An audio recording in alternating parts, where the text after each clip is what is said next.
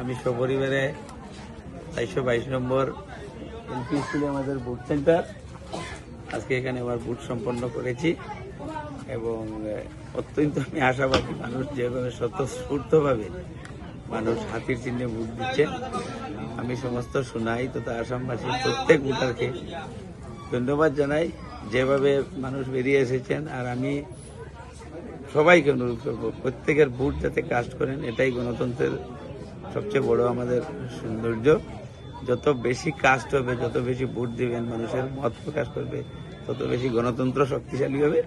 আমি আমার পরিবারদের নিয়ে, আমার মিসেস, আমার মেয়ের ফার্স্ট টাইম ভোট এবার, সবাই মিলে আমরা ভোট দান করেছি। থ্যাংক ইউ, ধন্যবাদ, সবাইকে ধন্যবাদ।